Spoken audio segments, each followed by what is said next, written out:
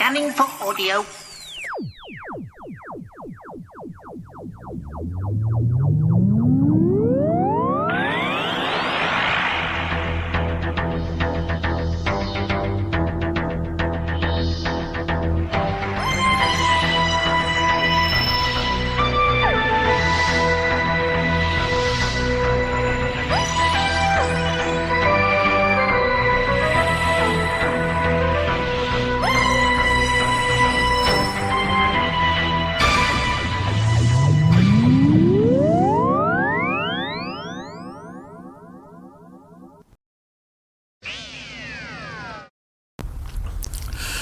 Hello and welcome to a Tin Dog podcast. Now, this month, January, because we're still in it as I record, we've had 2 Torchwood releases. Has Torchwood adopted the same release rate as the original monthly range? Very possibly. 2 releases this month. They are part 1 and part 2 of the same story. Double part 2.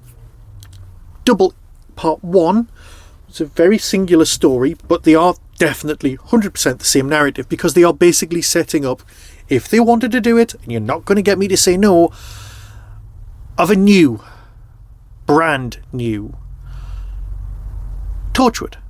Torchwood, 1970s. Set in the middle of the oil crisis, set in the middle of the North Sea oil/gas rush. All really, really, really clever. Let's read you the trailer because I want to talk about Louise Jameson in a moment. A lot of people have died. Not for the first time in her life, Roberta Craven has changed sides. Travelling the world with a dead man, she's negotiating world peace. Or is she starting a world war? The Autons are coming and Torchwood won't stop them. You have to build a whole new Torchwood that isn't like the old one, that isn't like any of the ones you've had before.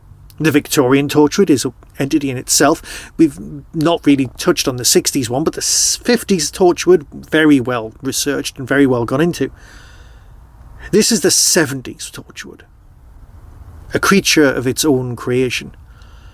And at its core is, well, let's face it, if you want to put labels on it, you can say neurodivergent, you can say something along the lines of autistic, somebody with Asperger's, someone who's inhabiting the roles that traditionally you would have, say, Sherlock Holmes do.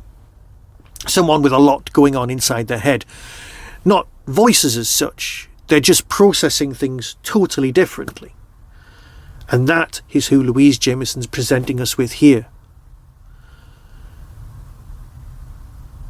Unlike the first episode, this one's got a lot more invasion of the body snatchers stuff going on about it. Because let's face it, it's the Autons. Who's replaced who? It's really, really well done. And how much of the original is left? All very important plots. You've also got, in the first story, a lot more John le Carrier kind of stuff. This one's a bit more Edge of Darkness. And I know that's the 80s, before anyone messages me. I get that. What I'm saying to you is that these 2 stories will make the beginnings of something beautiful that we need. We don't have countermeasures anymore. Does anyone want the countermeasures crew to turn up in this? Yes, we do.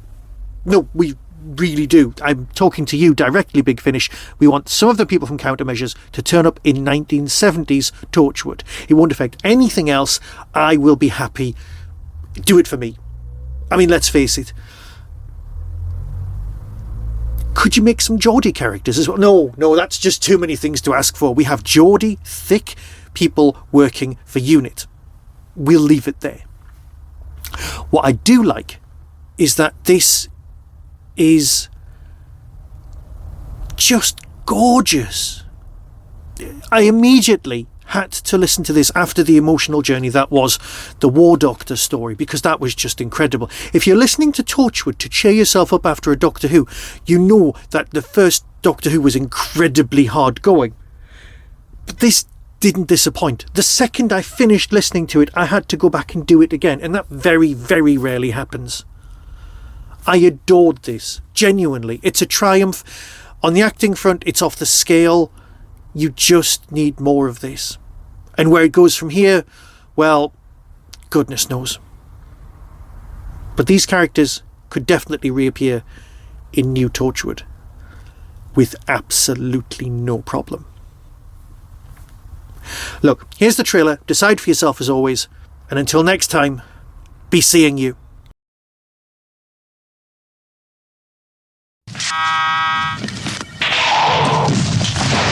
From Big Finish Productions. Torchwood Double. The entire staff of the Libyan embassy in St. James's Square. Every single one of them has their neck broken. Someone's sending a message, so who's the message for? Oil rigs standing idle in the sea when the UK's desperate for oil. I mean, if they didn't find anything. Oh, they found something, all right. A lot of something.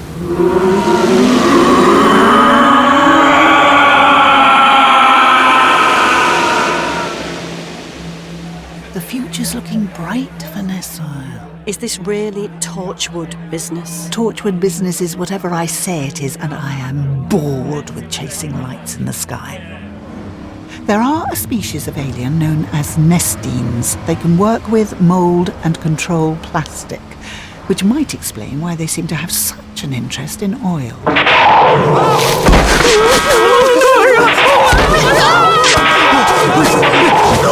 Lots and lots of dead people just to get some oil. That's how you always get oil.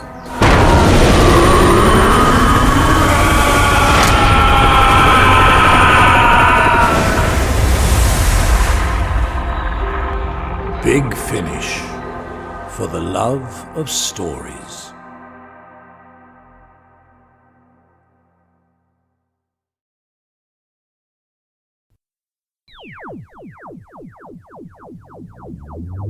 That was the Doctor Who Tin Dog podcast, available on iTunes, YouTube, Twitter, RSS, Vimeo, and across the internet. Doctor Who and its associated properties are all copyright and trademark of the BBC. No infringement is intended. Why not become a supporter by visiting patreon.com/tindog. Contact the show on tin-dog@hotmail.co.uk. The Tin Dog podcast is a founder member of the Doctor Who Podcast Alliance.